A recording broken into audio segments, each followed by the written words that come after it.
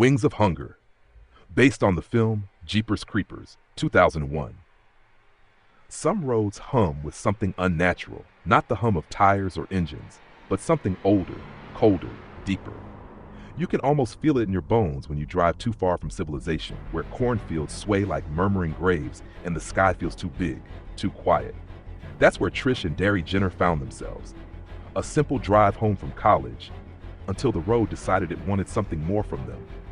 They were just killing time, teasing each other, speeding down sun-drenched back roads with nothing but trees and sky. But then came the horn, long, guttural, and cruel. A monstrous old truck roared up behind them, forcing them off the road. Not just reckless, not just aggressive, it was intentional.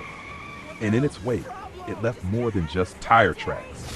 It left a question hanging in the hot air. What the hell was that? They spotted the truck again near an old church, the driver unloading something wrapped in stained cloth into a tunnel beneath the building. And that's when everything shifted. Curiosity, that ancient trigger for horror, sent Derry crawling into that pipe. He shouldn't have. No one should have. Because down there, in the cold breath of earth, were hundreds of bodies, sewn, preserved, displayed like a twisted chapel of death. Once you've seen something like that, it never lets you go. The thing in the truck, it wasn't human. It wasn't even pretending. It had smelled them, marked them, and now it was hunting them. Not just with brute force, but with patience, as if savoring the fear leaking from their pores. Trish and Derry weren't running anymore. They were being herded. They sought help, begged the authorities, but it was like shouting into the void. The creature, whatever it was, tore through walls, tore through flesh like paper soaked in gasoline. Giselle, a psychic haunted by dreams of winged terror, warned them. Every 23rd spring for 23 days, it awakens. It feeds, and it chooses its prey based on what it wants from them. A nose, eyes, a heart, pieces for its collection. The truck wasn't the monster. It was a tool. The real horror had wings and claws and eyes that weren't its own. It had taken them, ripped from the souls of past victims. It became what it ate.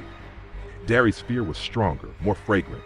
It wanted him, not just to kill, but to take him, piece by piece, part by part, and nothing could stop it. Trish offered herself, screamed, cried, begged to be taken instead. But monsters don't feel pity. They don't change their minds. The thing had already decided, and Derry was gone before sunrise, not torn apart, not devoured in chaos, just taken, as if death was a slow ritual, not a moment. When it was over, the silence was worse than the chase. Trish stood alone, numb and broken, trying to explain something unexplainable. There was no justice, no ending, just an empty car, a ruined church, and a memory she could never scrub clean. The police shrugged. The town forgot.